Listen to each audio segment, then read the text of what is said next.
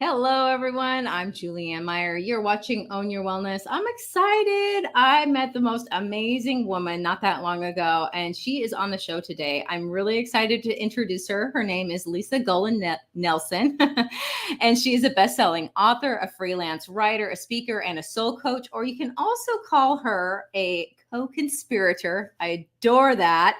And she's also published the best-selling book, You Have Permission to Live Your Heart's Desire. Lisa's excited to support women as they take back their permission to live the biggest life and to say yes to, or I'm sorry, to say no to, not yes, say no to whatever no longer serves them. She's also a highly intuitive Reiki Master Practitioner, a certified mind, body, and spirit practitioner, and an ordained minister. Not to mention, she started out as a broadcast journalist and spent almost 6 years as a television reporter. Let's bring Lisa on. I am so excited to have her today. Welcome. Thank you. Thanks for having me. A woman who has done so many different things, I already want to jump into the questions. I talked about your bio a little bit, but that's not quite the same as hearing about you from you. So I'd love if you'd share with us a little bit about yourself as well. Yeah. Thank you. I grew up in a small Midwestern town in North Dakota on a farm and had really a lot of cats. Like you would be a shockingly large number of cats, but they were all tame and fed and loved. And I found every kitten every spring. And so it was wonderful. Really just kind of grew up with lots of outdoor farm time and things like that. Loved still back then, loved to kind of ask questions and was curious. And I didn't know it at the time, but I always kind of stayed a little bit on the edge of things. And my family loved to put me on the edge too. So it's a very conservative, not a lot of diversity kind of a town. And so I had have 3 older sisters, and one of them had a baby who was half Black.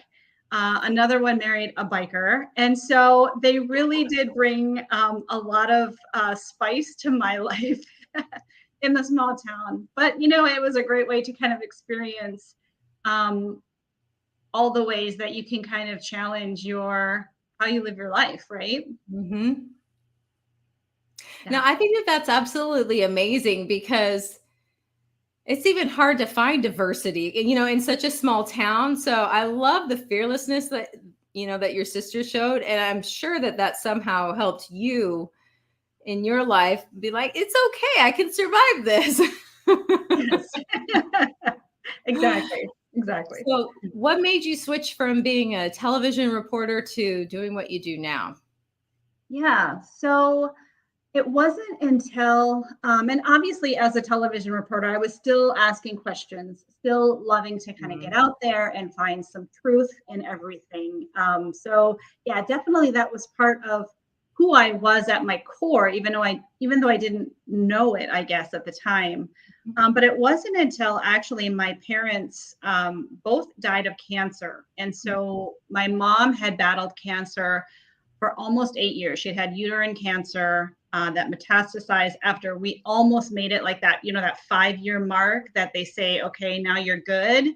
I swear it was like 4 years and 11 months or something. And it had metastasized to her lungs. And I'll never forget that, they went in and did the surgery. The doctor came. I don't remember what he said, but basically they didn't get it all, that it was in a really bad spot. But then she was okay for a couple more years. And in the meantime, my dad, who had always been, this farmer, strong, funny, and he had smoked his whole life, things like that, and on the farm, there's chemicals and stuff too. But he was fine. Like he loved to buy these pail calves. It's so weird. So he was like almost like partly retired, but he would have to have these pail calves, and he would carry these big gallon pails of feed from the house to the barn. And he was kind of out of breath.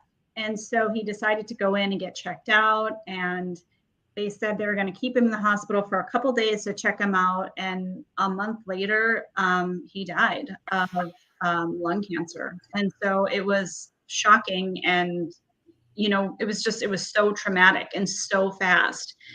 And then my mom got sick again, and her cancer had metastasized to her brain. And it was such a weird, it was terrible, but weird experience where I switched roles almost. And instead of, her taking me to doctor's appointments, I was taking her, and I was the caregiver and organizing everything. We had an auction for the farm. And so all of that, and she passed away. So my dad passed away mid-July, and then the next May, my mom passed away. And it was so scary because all of a sudden I was faced with death in a way that I had never been faced with it before. Like, it was real, even though it's real for all of us anyway, but we tend to just put it on the back shelf, right? Like, we're just, we don't need to touch that at all. Just leave that in the box. But I couldn't. I was scared. And so when I'm scared, I ask questions, and each question I asked led to more questions and more questions after that. And I realized that, we just have to live our biggest life. We have to get out there and be curious and ask questions. And, and so that just, I guess it started me on what I call spiritual college. Started, finding myself in and touching all these different aspects of things about myself and about the world around me and what's true and what's real. And it's been a beautiful journey. I was thinking, I'm glad to hear it has been, because a lot of people would take that, the loss of both their parents so quickly and curl up in a corner and not ask questions. Just except for maybe why me? That might be the one question. But, I was thinking about death in general, and it's one thing to know something intellectually. We all know we're going to die. We all know these things. But to sort of see it and experience it firsthand, it takes it to this whole other level where it's like, wow, and for me, I always think like, okay, is it really important to me to binge watch this? Is this really at the end of my life? Am I going to be like, thank goodness I saw the season finale of, whatever. So, I like that you were able to sort of not change who you are, but become more like down the path of and embrace more of you, especially since you came from such a small town. Have you experienced any sort of blowback from that? That's a great question. And it's funny because I still think part of me like tries to fool myself that I can have this like two Facebook presence, for example, right? I have my personal Facebook page, and then I have my public one, and no one really is going to look at my public one except for the people who I want to. And so I, throughout my life, I've had a tendency to not always sort of pay attention to the details, and my heart or my spirit team or higher self just sort of like, covers up some of the stuff that would stop me and just keeps me going, barreling forward into what I'm supposed to be doing. And, sometimes the call of what you need to do is so strong that you forget everything else until you're doing it. And you're like, oh my gosh, what am I doing? This is really out there. But and as I've been growing, I really feel like for us to be fully in our hearts or fully doing what it is, we need to be on our growth edge, whatever that looks like.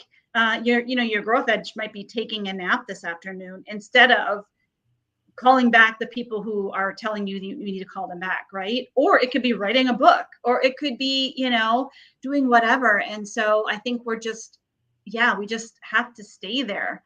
But yeah, it's definitely been a weird challenge in, being in a small town, but there's a lot of people who are ready for what I have to say. And if they're not, then that's okay too. They get to have that. They get to have any kind of judgment they want, that's on them. And when they're ready to kind of move away from that, I'm ready to talk to them then too. So. Something that somebody said to me a long time ago, and it sort of stuck with me, was that when you start to get haters, you're onto something good.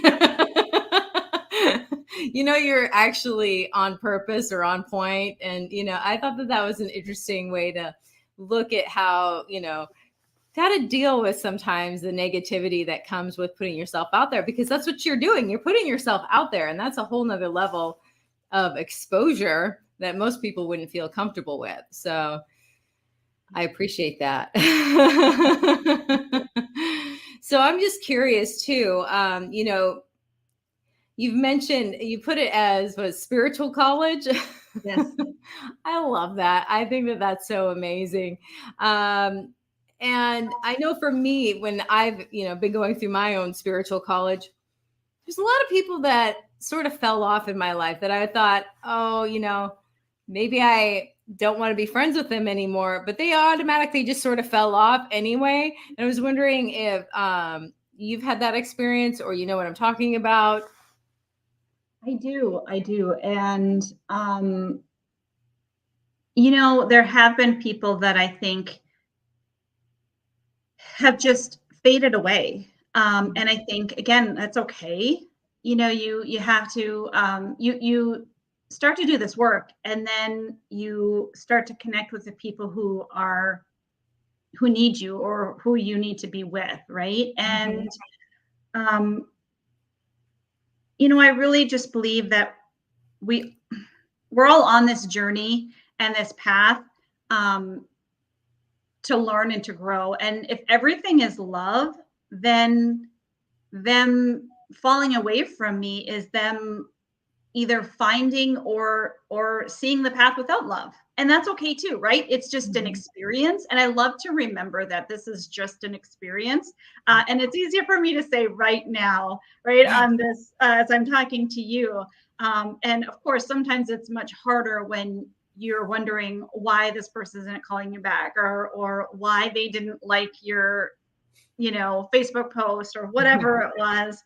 And certainly those things can hurt. But, I just try to remember that, we're all in the path we're meant to be. And we come at things with our own perceptions, and, we can't change that in anyone else. And then we go to the people who we need when we need them, right? I mean, I have an awesome core group of friends and family that are always there to support me. And I am challenged with, and it's interesting, like I can energetically just put a block around me. And so that is something that I've always worked on. I continue to work on.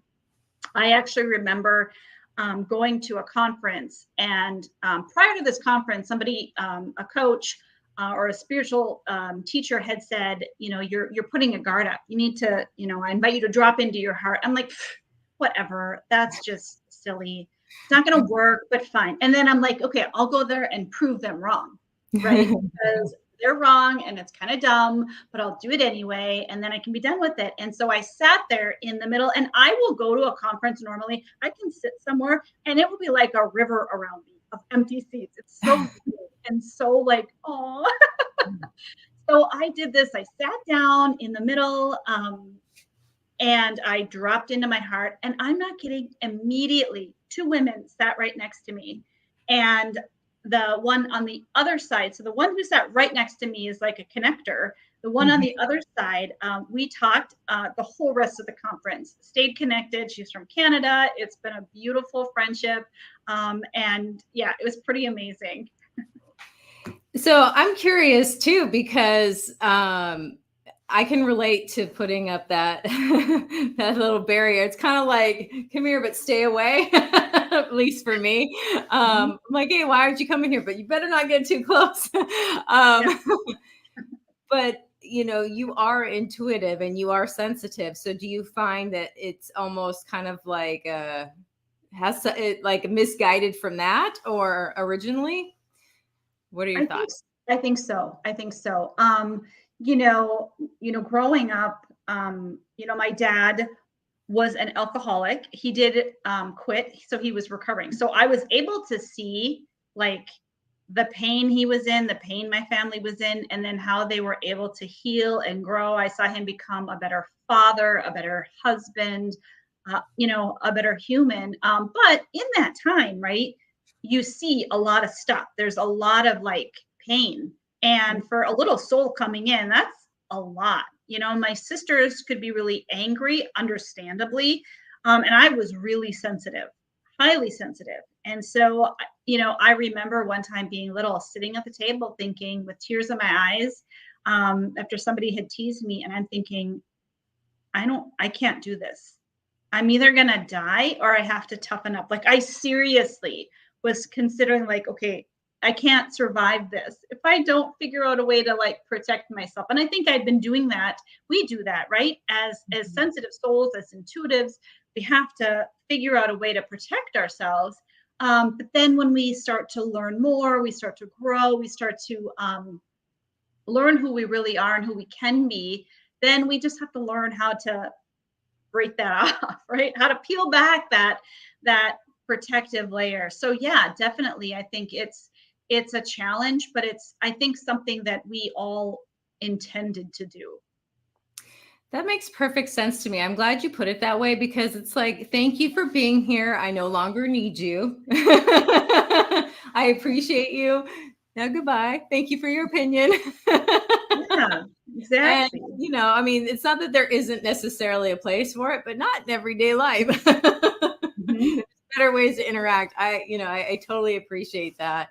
Yeah, my mom was a raging alcoholic, and so was my stepdad, and I lived with them full time. So there was a lot of, I remember feeling like that too. And just like, I don't know if I can do this.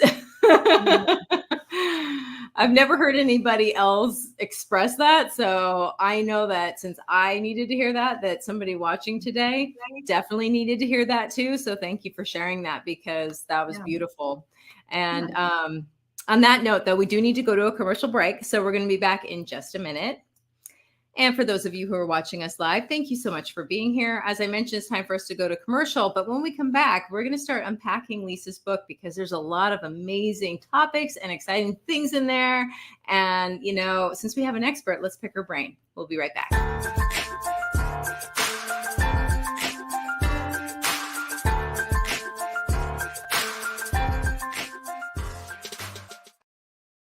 When drug or alcohol addiction take over, things begin to disappear. Your friends, your family, and eventually, you.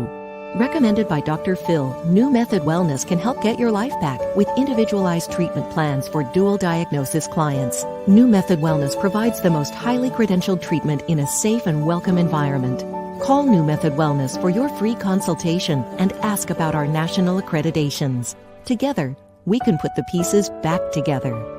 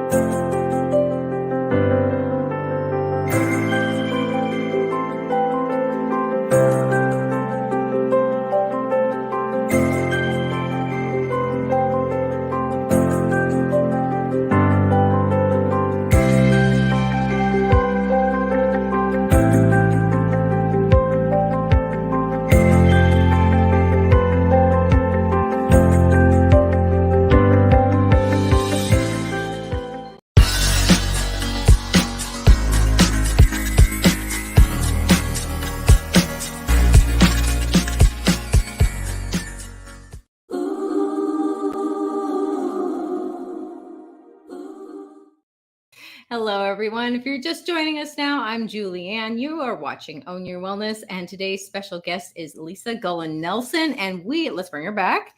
And, before we went to commercial, I was mentioning that we're going to talk about your book, and I definitely want to, but I just love this. I mean, we are going to get into it right now, but living your biggest life, not just existing, not just going through the motions, but actually dreaming big enough and allowing yourself to go there. I mean, that's such a beautiful, beautiful thing. So why don't you tell us a bit about that, please?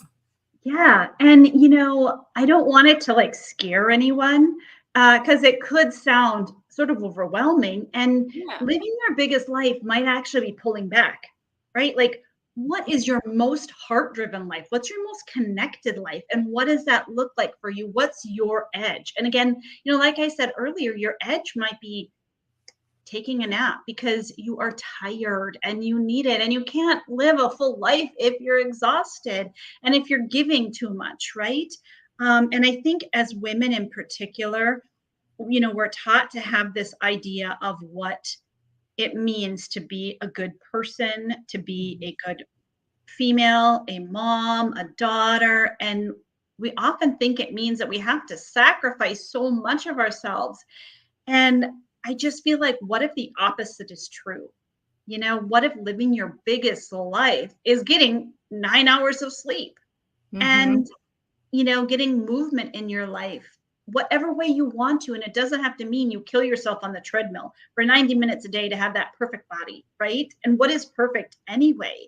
But like doing those things that are in your heart. And I know that sometimes for a lot of us, we're told so many things as we grow up, especially that we don't even know maybe how to listen to our heart. So, you might say, well, that's great. I'd love to live my biggest life, but I don't even know what I want to do.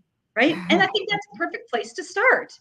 Like, that's a beautiful spot to be, is I don't know. And so then maybe we just quiet down a little bit. We bring in some tools to help us. Exactly. I don't think I've ever shared this before on the show, but this part I have. I wanted to be a deputy sheriff. Long story. It didn't work out. Thank you, Jesus. The universe had my back on that one. And it didn't work out for things that were beyond my control. And I remember being really upset, and then part of what I needed to do in order to move forward in some other direction, I was still thinking law enforcement, was to get some more education. So I'm like, okay, if I'm going to go back to school again, then what do I want to study? And I literally had no idea what I liked. I went around my apartment and looked at my books before I realized I have a fascination with nutrition. I mean, yeah, it was interesting. I literally had no idea what I liked because I'd stopped listening to me and paying attention to me for so long. It was just, going through the beingness of life, like gotta go to work, gotta, all these things and just the chores and stuff. And I wasn't actually, like you said, paying attention to what's going on in here. Yeah. There are so many external voices coming at us. It's so confusing that it's hard to hear what's going on, deep inside. And, our gut has a brain, right? It has the same elements that our brain has. And I would argue it's much smarter. We're highly intuitive. Mm-hmm. We are highly intuitive. And I think a lot of people don't realize it, or they think it, you have to have some sort of special gift. But my response is always like, you walk into a room and they've just had a fight or something. You can feel it in the air, or it's like it's an energetic thing. So, and everything's energy. So, yes. Or you feel somebody staring at you, turn around. My all-time favorite is, oh, I knew I should have. Yes. When you don't listen to your intuition and it bites you. Yeah, definitely. How do you heighten your intuition? Is there anything in particular? Because I know a lot of people start off with not even necessarily realizing they have one per se. Yeah. I think that there are fun little ways that you can do it. And I think it starts with joy. It starts with having fun. Like, This is not a big deal. Like, don't make it serious, because then you're in your head and that's not your intuition. Mm-hmm. I remember, and I'll get to your question, but I feel like this is a really fun example of how we can be really intuitive and almost mess it up for ourselves. But I was in the mind, body, spirit practitioner course, and the person leading wanted us to kind of, somebody was supposed to go up, and we were all going to go and take turns saying, I wonder. And then we were going to use our intuition to say something about that person. Like, I wonder if you played basketball in high school, or whatever it was. And so it was coming up to my turn, and I'm like, in my head, I was like, I wonder if you like chickens. And I'm like, oh my God, that's so stupid. I'm not. And then I was like, well, maybe it's chicken stuff, like, like decorations and stuff. So I had to rationalize it. And so I'm like, all right, I bit the bullet and I said, I wonder if you like chickens. And even the instructor looked up from her paper. Everybody looked at me. She loved chickens. Like, she had pet chickens. And so chickens came up the whole rest of our sessions, or whatever, our workshop. And so I think our intuition is really strong. It tells us things, but it's quiet. Mm-hmm. And so I think sometimes it's helpful to sort of break out of our routine. You always take this path to work. Maybe you take another one. Mm-hmm. But just getting quiet. And my intuition is much stronger when I'm taking good care of myself, when I have that, morning routine, whether it's, I like breath of fire or meditation or even box breathing, right? You're just 5 Mm-hmm. minutes of just deep breathing, grounding yourself. You have to be in your body to hear it really well. You have to be eating good foods, things like that. And I shouldn't say you have to. I mean, you can hear your intuition, but those are nice ways to kind of help clear things up inside you so that you can hear it stronger. And then just play with it. Just try it, Yeah, you said something that I really want to highlight is, with the chickens, it's like, how often do we do that with our intuition? I mean, that's what you were saying, but I just want to point that out to anybody. I want to reiterate that, because that's, there's so many times I've thought things, and I've gotten to the point now where I'll say, I don't know why I need to say this, but yes, exactly. And it's okay if I look like a psycho. I don't care. It's just, just whatever. It is what it is. But anyway, we've been talking about your book, but where can people find it? They can find it on Amazon, and it is on my website as well, so they can buy it from me. Awesome. And then also, if people do go to your website, I know that they can find your social media there. And what else? Yeah, they can find my social media handles, and they can connect with me, through email, and also get services. So I do one-on-one coaching. I can Reiki. I do Reiki, which can be done distance as well. So yeah, happy to help. They can sign up for my newsletter. I do a weekly PS notes. It's called permission slips. And so they're just really short, like a PS, but just reminding you of the different ways that you have permission, inviting you to be curious and question things. So yeah. I like that. I like also the idea of just being curious, because it takes a lot of pressure off, trying to find our purpose and be all that we're, meant to be. And we only live once. It's like, it's supposed to be fun. Life should be as much fun as, in my opinion, life should be as much fun as possible. And we make it so serious all the time. There's plenty of things to be serious about. Exactly. And it all moves so much faster when we're in joy, when we're having fun. Exactly. I'm curious, for those that are watching and maybe don't necessarily understand, because joy and happiness can be used people use them as sort of the same thing. And I think of them as differently. I think of them differently. Do you as well, or would you explain? That's a good question. I don't know that I've ever thought of it that way before, but joy and happiness. Yeah, I guess I would say that they are different. And to me, joy feels deeper.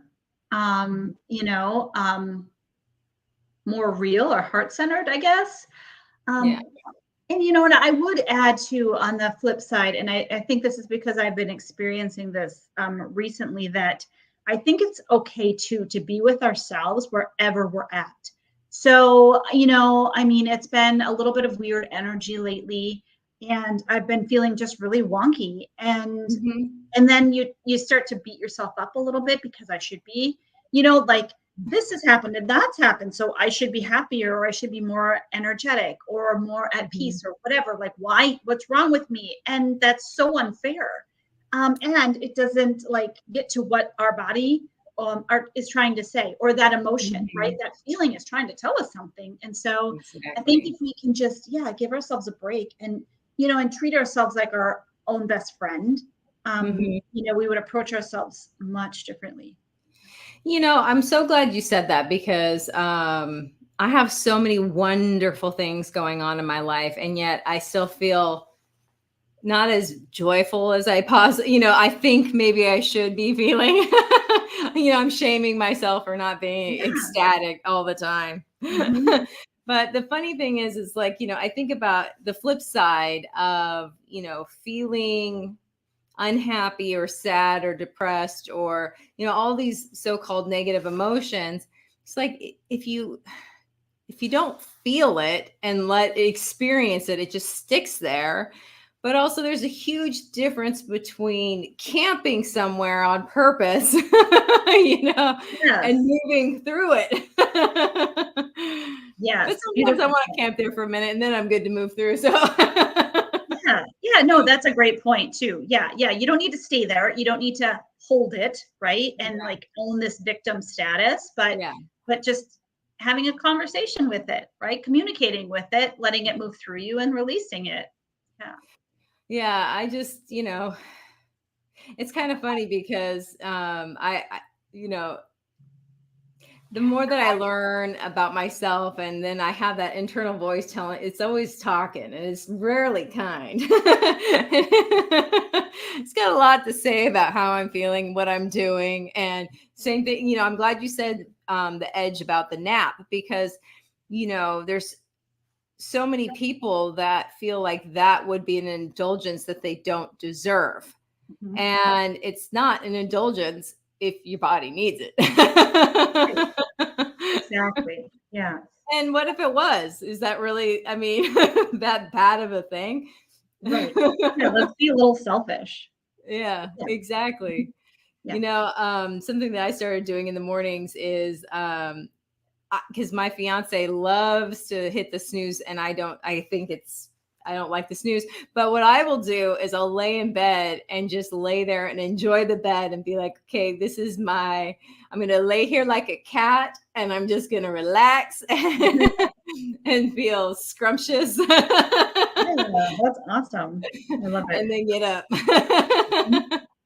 So you mentioned a little bit about a morning routine for yourself. And I don't always ask this, but what is it that, are there some things that are non-negotiable for you? I know not every single day looks exactly the same, but are there some things that you like to do to help create your day? Yeah, so, and it's interesting because I had just been in kind of a coaching or a container, if you will, and the instructor of the course had said something about she doesn't like to necessarily do the same things, for like, she has to feel into it, right? And if it feels right, otherwise she changes it up. And I'm like, oh my gosh, like, why haven't I, again, after all of these times of giving ourselves permission, or for me practicing this over and over, I still sometimes hit a wall where I haven't given myself permission. And so there are things that I love to do, and it's sort of like flexibly non-negotiable. So I need to ground somehow. And sometimes breath of fire feels really good. Sometimes I just need to breathe and like imagine my feet becoming ruts and going into the ground, and maybe I only have time for a couple minutes of that. But sometimes I almost think it's helpful for when I stop doing that, and then I see the difference, right? Like, I'm ready to binge Netflix again. Like, what's happening to me? Oh, I stopped grounding. I stopped, breathing, really. Yeah. That's interesting. I never really thought about the correlation between, picking up these escapist sort of behaviors that I have with not doing the things that take care of me. Yeah, well, it's our body trying to either fill us up or get out of here, right? I mean, I don't know. It was so long when I was, in my spiritual college that coaches would always say, you're not grounded. You need to ground. And I'm like, what are you talking about? That's so annoying. I'm really sick of hearing people tell me that, but I wasn't ever. I was always daydreaming. I was always away, right? Like not really being in my body. And they would always tell me that, and I didn't know what they meant. And that's one of the reasons I wrote this book. I wanted it to be simple and start to kind of give examples of what we're talking about, when we're going through some of these things, like so that it's easier to sort of grasp. So you talk about ways to ground and, like give examples and things like that, or is it more story? It's my book is a lot of different stories. And just kind of examples of how, I've moved through some of these things, and I talk a lot about this the secret inner garden that we have, because, and going back to what we were talking about earlier, we tend to get all of these messages about who we should be and who we need to be and who we can't be, wear this, don't wear that, say this, don't say that, you can't play this, that's for boys, and I think it starts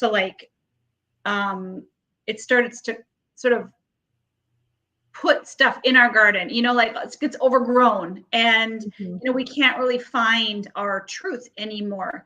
And so, I start there and then really kind of give a few examples of how you can start to pull back all the weeds that aren't serving your garden anymore, how you can start to kind of cultivate your garden back so that you can find the truth of who you are in your heart space.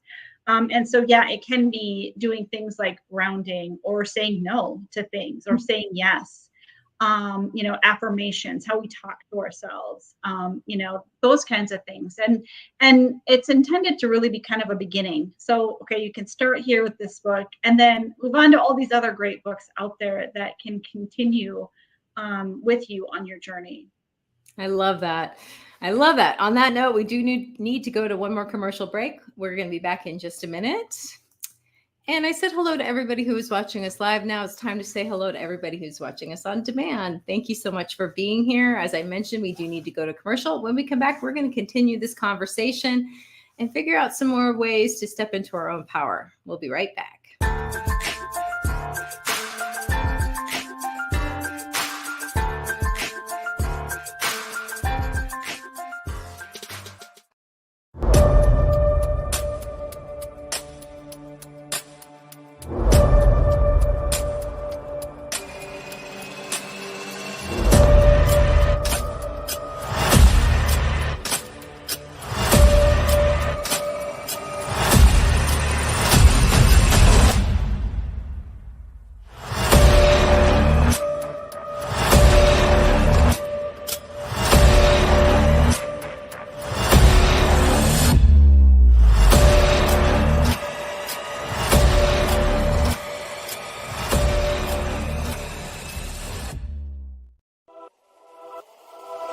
Welcome to E360 TV, the live streaming and on-demand destination for influential voices and enlightened audiences.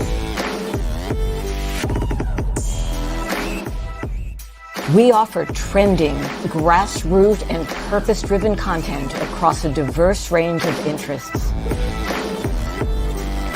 E360 TV is more than just watching programs. We offer the ability to interact with live shows connecting audiences to real, authentic influencers and storytellers while streaming to millions of devices.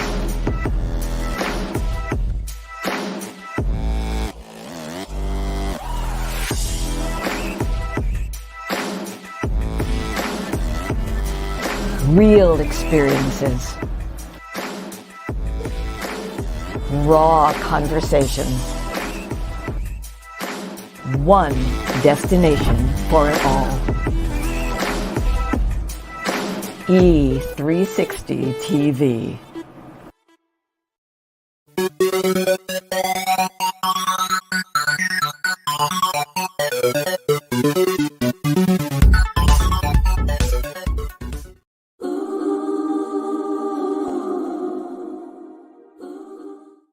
Welcome back, everyone. Let's bring our guest, Lisa, back to the show. Welcome back. Thank you. So during the commercial break, I was thinking about you being a mind, body, spirit practitioner. What does that mean for people who wouldn't have any, idea? Because it's covering a lot of ground. Yeah, the basic idea is that, to be kind of a whole being, right? We have to really focus on healing, not just our mind, not just our body, but our spirit too. So it's all three of those components. And, again, it really does go back to just kind of following our intuition. There are some things, right? Like our ego tries to keep us from them, right? Like working out. Most of us don't want to at the beginning of the workout. Even if it's something that we know we really love, our mind will try to talk us out of it. But at the end of the workout, you always feel really good, right? Going for a walk feels really good, or laughing with your friends feels really good. And so it's really just kind of incorporating some of those habits back in and really making sure that all of those things are aligned so you can be a complete and whole person. I love that. I'm thinking too that people, myself included, didn't realize for the longest time that resistance that shows up, it's just there. It doesn't matter how, it doesn't mean anything except for the meaning we give it. But it doesn't matter if I really want something. It's going to show up from time to time. Even visiting my friends that I love and adore and spending time with. Sometimes it might be like, no, I don't feel like it. Well, where's this resistance coming from? Mm-hmm. Yeah. And I think there's learning that difference between this doesn't feel aligned with me from my heart space. Like, this doesn't resonate, to, I don't want to do this. This is, to our mind saying that to keep us from living bigger, living more complete, or whatever. And I will say that if the louder my ego gets, the louder my mind gets, or my fear, the more I know this is something that I have to do. In fact, one of the things I have been working on lately is I am doing all the things I can't do. If I say I can't do it, that's exactly what I need to do. And I need to do it quickly, right? Like I'm going to do it. I'm going to do what I want to do when I want to do it at that moment. So I think that is such a great way to just get over it. It's, become friends with that feeling. In other words, it takes away some of the resistance in a way, because you see it coming. It's like, oh, there you are. Yes. And it was there when I wrote my book, and it can be sneaky, and I addressed it in my book where, I'd be writing along. I'd be so excited. Because I wrote this book as part of an 8-week book writing course. I didn't intend to write it. I wanted to write a fiction novel. But when I started the course, this just started pouring out of me. And in that course, they had all these, tools and tricks to kind of keep on writing. And, same thing as any other thing that you were doing, right? Like getting fit or, things like that. And so, and it would be going great. I'd be writing, getting all this writing done. And then all of a sudden I'd get to a point and I'd be like cleaning my closet, right? Like, who ever wants to clean their closet? No one ever, unless you are really scared of something else, right? Like that is my ego's like desperate measure to make me busy. And then I would catch it, and then it would happen again. And it was like this like dark woman in the corner cackling at me like, oh, you think you're safe? You're not, and then she would come back out again. And then that's okay. And each time I could recognize it a little bit quicker and do something a little different. You know, we can make a choice. We can always make another choice. And that's the beauty of it all. You know, it's funny you would say that because I literally, you should see my bookcase. Not only is it by subject matter and author, it's also color coordinated. That's awesome. That needed to be done right away. I didn't need to work on, you know, this other project that, you know, has a due date. Right. Yes. Oh, it's funny. Yeah, it's interesting how it just shows up and we don't recognize it right away until, you know, then it's like, okay, I see you, and then it gets sneakier. Yes, it really does. Very sneaky. And again, that's okay. It's just something to be aware of.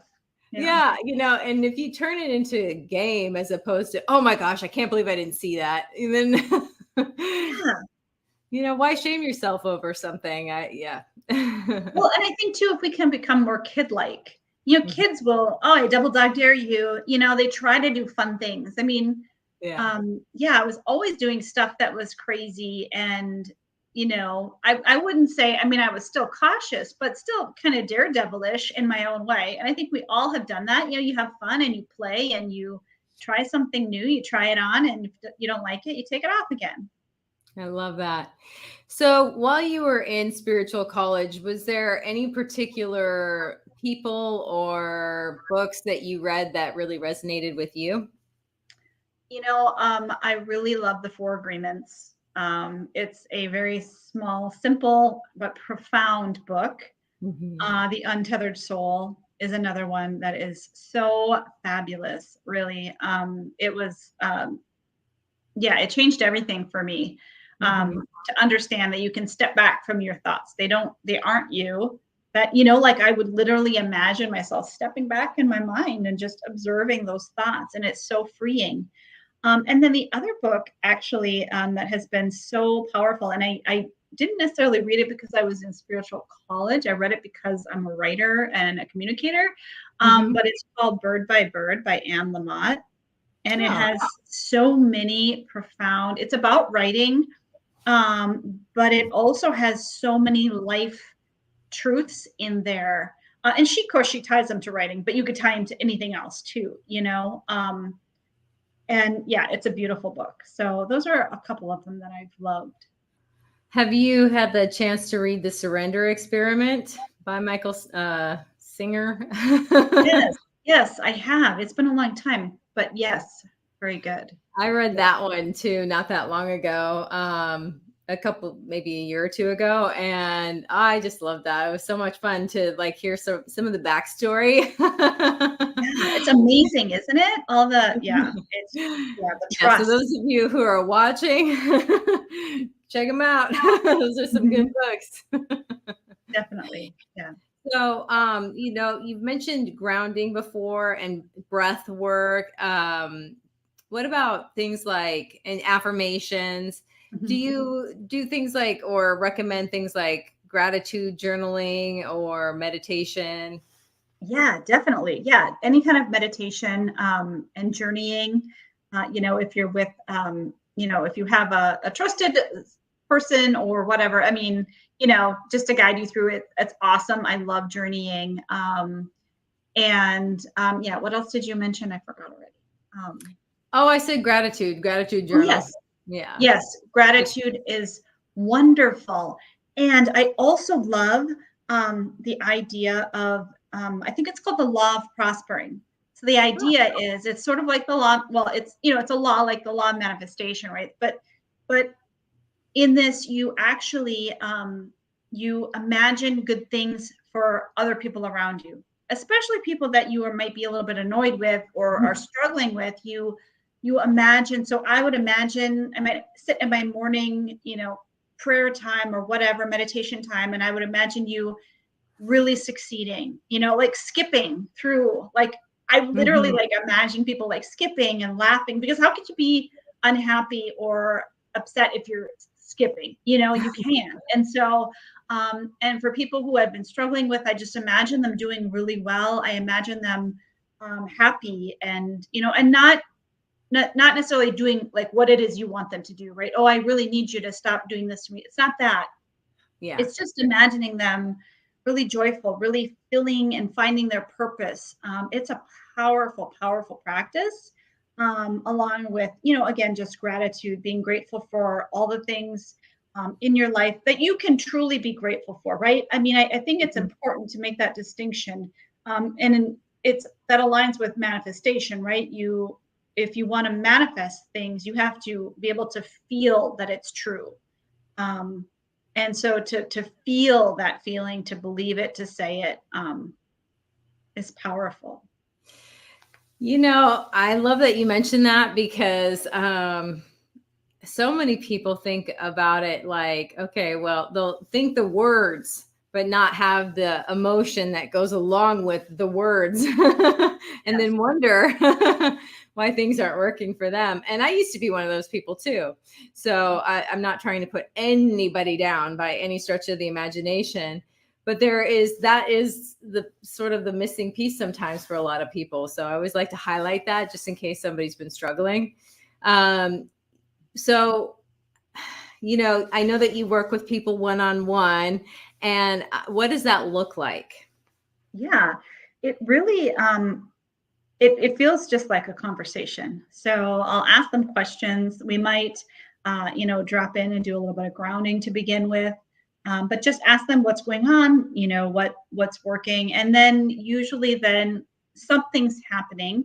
And then we can kind of almost always, if it's a trigger, right, something that's upsetting them or someone who's upsetting them or a situation, and then we may need to go way back into their childhood, and then we sit with that and we go back to that, or go into our bodies, or there might be tools that I give them to work through it. It might be writing, journaling, depending on the conversation, whatever our intuition kind of guides us to. And as much as anything else, it's really just holding a space, asking questions, and helping them get their own answers, because everybody has the answers inside of us.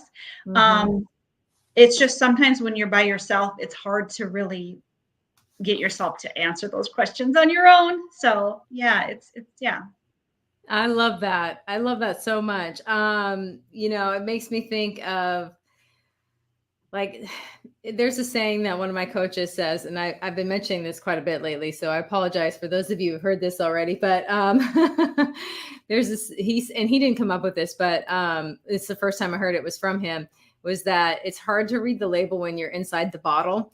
And, he